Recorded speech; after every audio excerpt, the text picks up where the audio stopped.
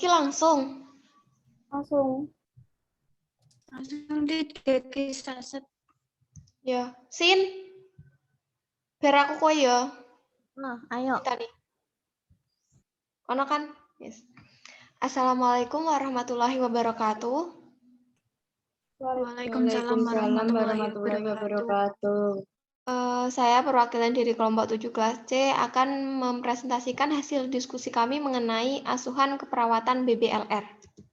Dengan anggota kelompok yang pertama ada Putri Novi Kristiani, yang kedua Sintani Alvina Wijayanti, yang ketiga Ernila Anggraini, yang keempat Sukma Dita Aprilia, yang kelima Hidrotul Mila, dan yang keenam Saadilah Triyudana.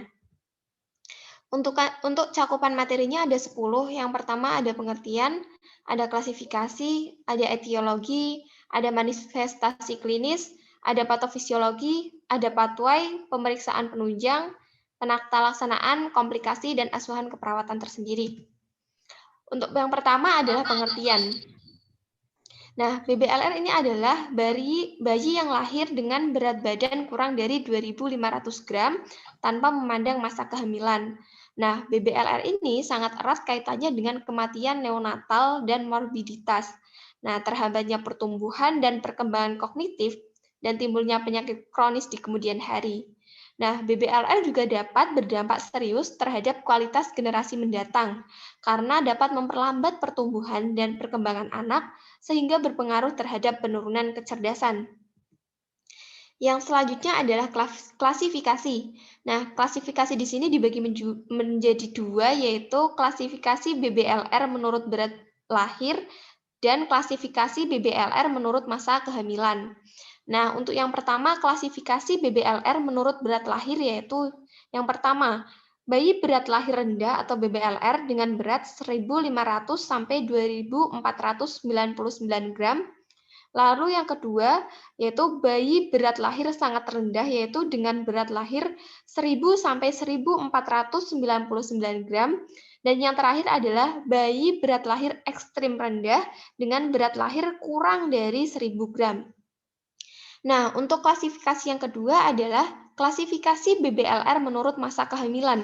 Yang pertama ada prematuritas murni atau sesuai dengan masa kehamilan, dan yang kedua ada dismaturitas atau kurang dari masa kehamilan.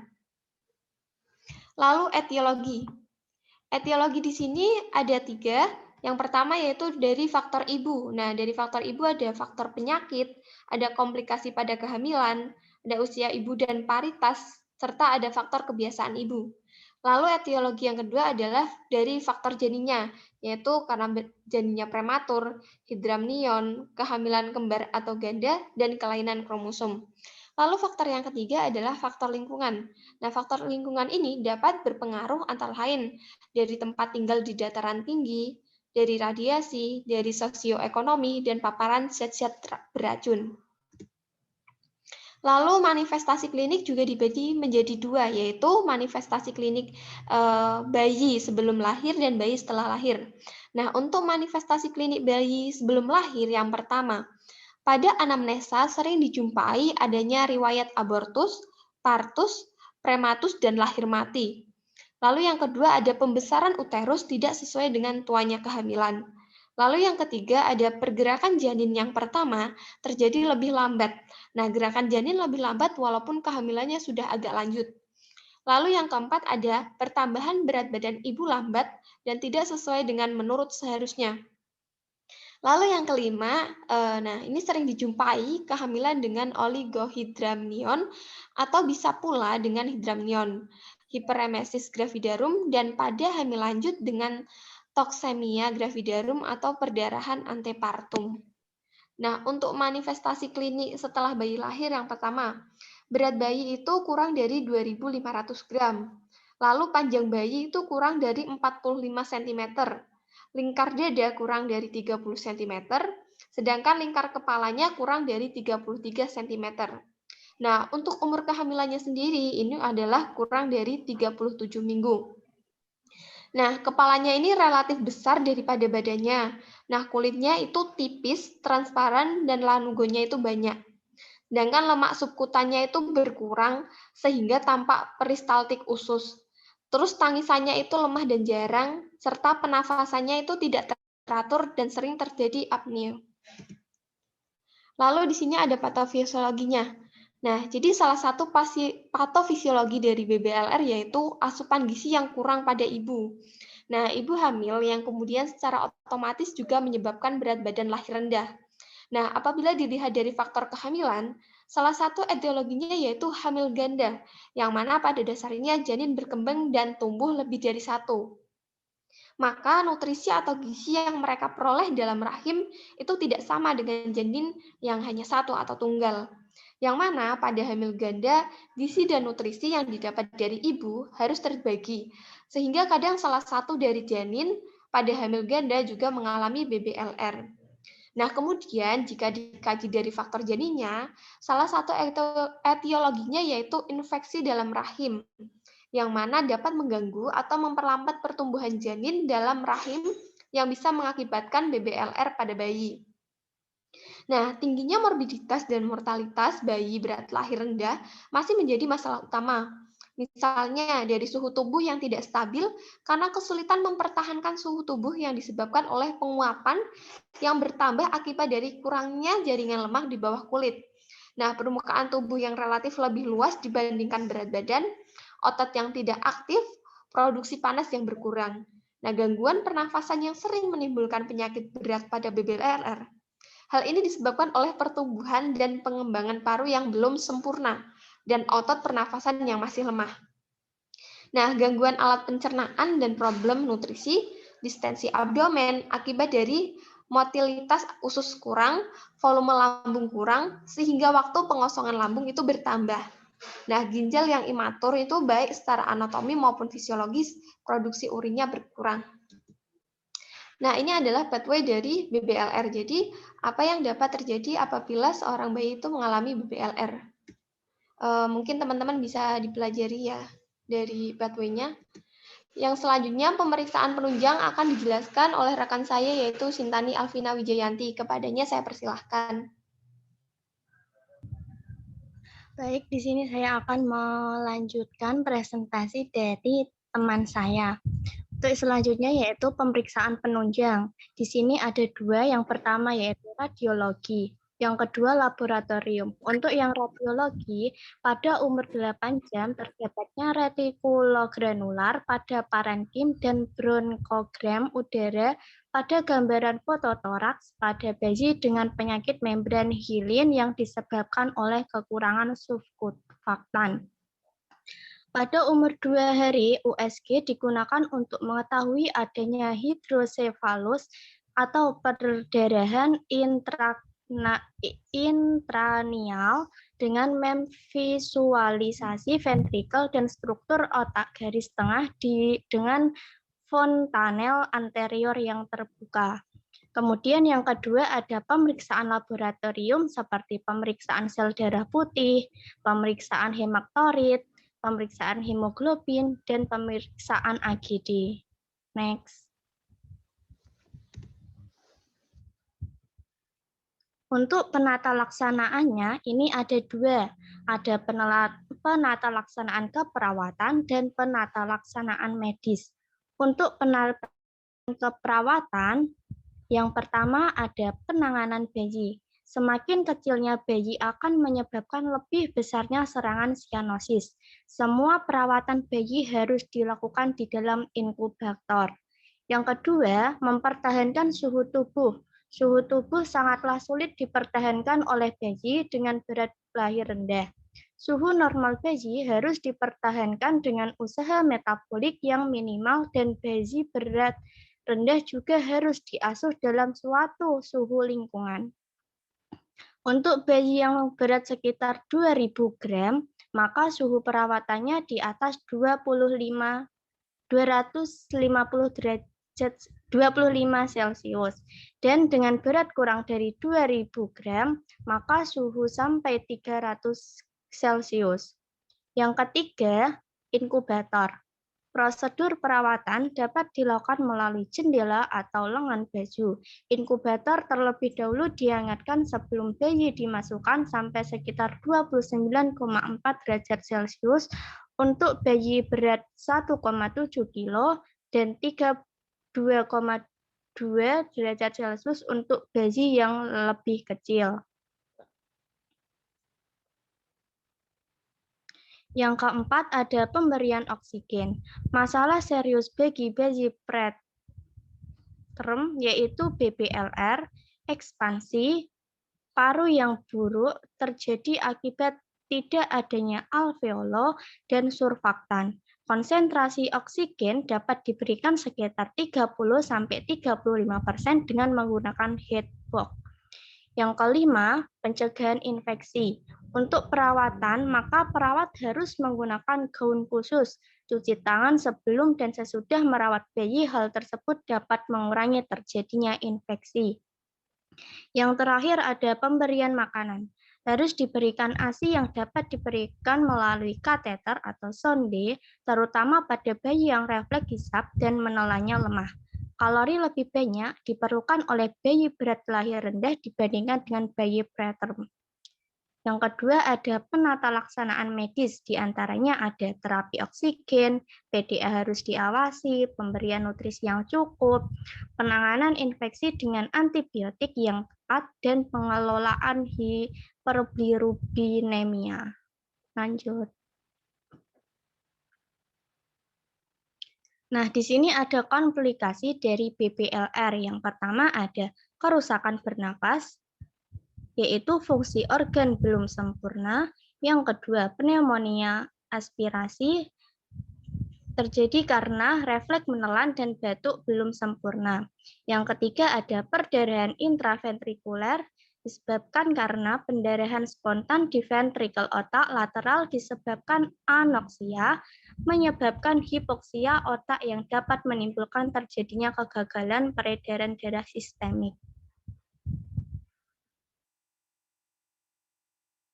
Nah, untuk pengkajiannya ini ada 11 menurut Gordon. Yang pertama itu ada persepsi kesehatan dan manajemen kesehatan, meliputi status kesehatan sejak lahir, pemeriksaan kesehatan secara rutin, imunisasi, praktek keamanan orang tua, atau produk rumah tangga menyimpan obat-obatan.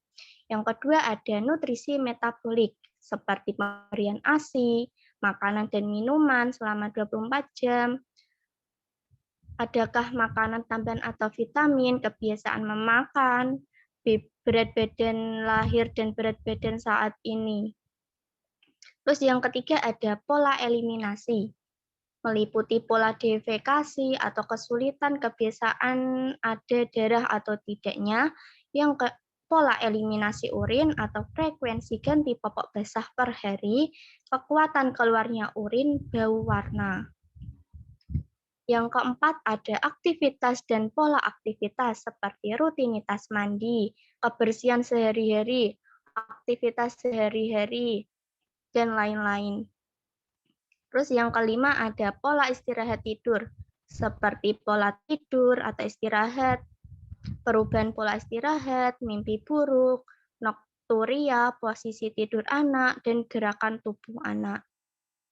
Yang keenam ada pola kognitif persepsi, meliputi respon anak untuk bicara, suara, objek, sentuhan, apakah anak mengikuti objek dengan matanya, respon untuk meraih mainan, vokal, suara, pola bicara kata-kata, kalimat, dan menggunakan stimulasi atau tidaknya. Yang ketujuh ada persepsi diri atau pola konsep diri, meliputi status mood bayi atau anak, iritabilitas, pemahaman adat identitas diri, kompetensi, dan lainnya. Yang kedelapan ada pola peran hubungan, seperti struktur keluarga, masalah atau stresor keluarga, interaksi antar anggota keluarga dan anak, respon anak atau bayi terhadap perpisahan, ketergantungan anak dengan orang tuanya. Yang kesembilan ada seksualitas, seperti perasaan sebagai laki-laki atau perempuan atau gender, pertanyaan sekitar seksualitas, bagaimana respon orang tua. Yang ke-10 ada coping atau pola toleransi stres. Apa yang menyebabkan stres pada anak? Tingkat stres, toleransi stres, pola penanganan masalah, dan keyakinan agama. Untuk yang terakhir ada nilai pola keyakinan meliputi perkembangan moral anak, pemilihan perilaku, komitmen, keyakinan akan kesehatan, dan keyakinan agama.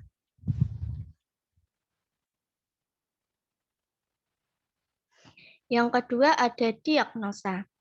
Untuk diagnosa yang pertama yaitu ketidakefektifan pola nafas berhubungan dengan imaturitas neurologis yang berada di domain 4, aktivitas atau istirahat, kelas 4, respon kardiovaskular atau pulmonal. Yang kedua ada ketidakseimbangan nutrisi kurang dari kebutuhan tubuh berhubungan dengan ketidakmampuan mengabsorpsi nutrien. Ada di domain 2, kelas 1, domain 2, nutrisi, kelas 1, makan. Yang ketiga ada hipotermia berhubungan dengan malnutrisi. Domain 11, keamanan atau perlindungan, kelas 6, termoregulasi. Dan yang terakhir ada resiko infeksi berkaitan dengan imunosupresi. Berada di domain 11, keamanan atau perlindungan, kelas 1, infeksi.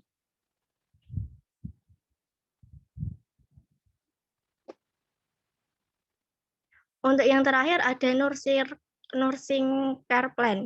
Yang pertama ada ketidakefektifan pola nafas berhubungan dengan imaturitas neurologis yang tujuannya itu setelah dilakukan tindakan selama 30 menit diharapkan status pernafasan ventilasi BBLR dapat memenuhi kriteria dengan indikator yang pertama TTV dalam kisaran normal, yang kedua penggunaan otot bantu nafas cukup, suara nafas tambahan cukup. Untuk intervensinya yang pertama ada monitor status pernafasan dan oksigenasi, yang kedua ada auskultasi suara nafas, yang ketiga ada posisikan pasien untuk memaksimalkan ventilasi, dan yang terakhir ada regulasi asupan cairan untuk mengoptimalkan keseimbangan cairan.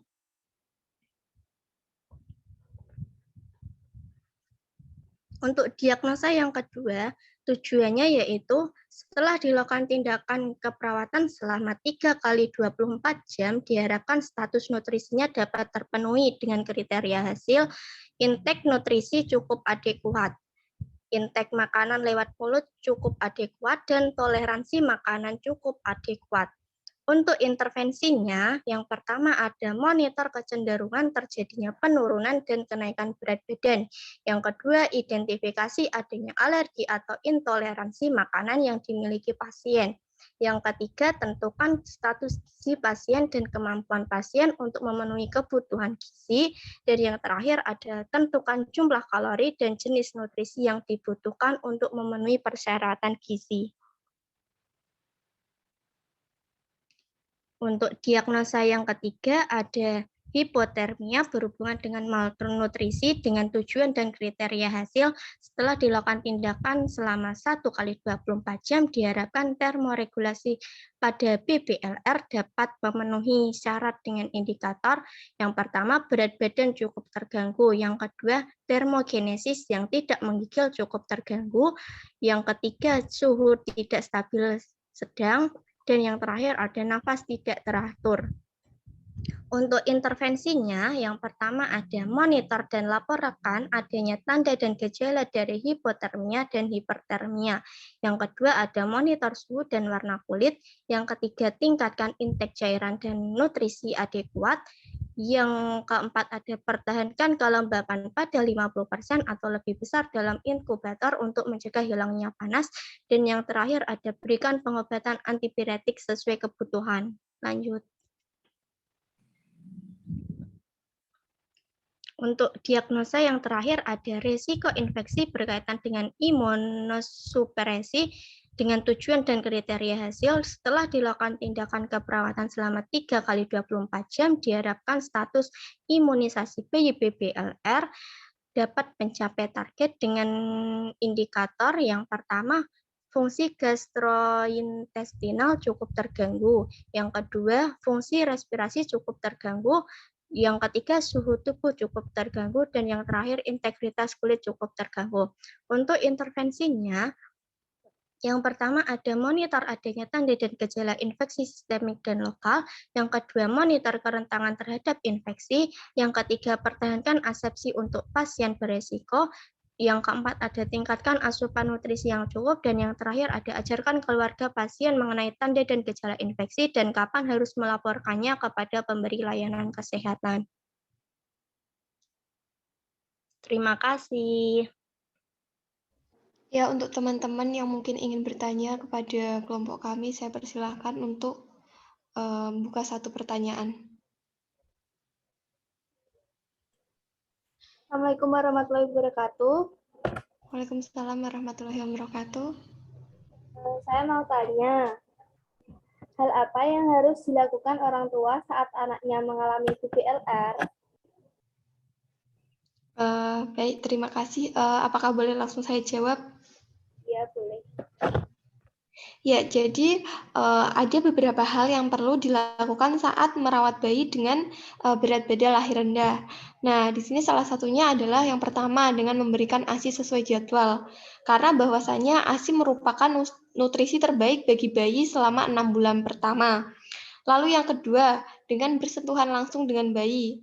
Karena bayi lahir prematur memiliki jaringan lemak yang tipis, sehingga dia akan kesulitan mempertahankan suhu tubuh dan tetap hangat. Nah, dengan kita bersentuhan langsung dengan bayi, maka itu akan memberikan kehangatan tersendiri kepada bayi. Lalu yang ketiga, dengan menemani bayi tidur. Nah, tidur bersama bayi akan memudahkan orang tua untuk memberikan ASI. Lalu yang keempat, dengan memantau pertumbuhan dan perkembangan bayi. Nah, gangguan tumbuh kembang adalah salah satu komplikasi yang cukup banyak terjadi pada bayi dengan berat badan lahir rendah. Lalu yang kelima, dengan melengkapi imunisasi bayi. Nah, karena bayi prematur dengan berat badan lahir rendah ini memiliki sistem kekebalan tubuh yang lemah, sehingga rentan terkena penyakit infeksi. Lalu yang keenam, dengan meluangkan waktu lebih banyak bersama bayi. Dan yang terakhir adalah jangan merasa segan untuk mencari bantuan untuk merawat bayi dengan BBLR. Ya, mungkin itu jawaban dari saya. Bagaimana Mbak Arnila, apakah sudah cukup menjawab? Sudah cukup, Mbak. Makasih. Iya, sama-sama. Mungkin cukup sekian yang bisa saya dan teman saya sampaikan. Mohon maaf apabila banyak kesalahan. Sekian dari saya. Wassalamualaikum warahmatullahi wabarakatuh. Waalaikumsalam warahmatullahi wabarakatuh.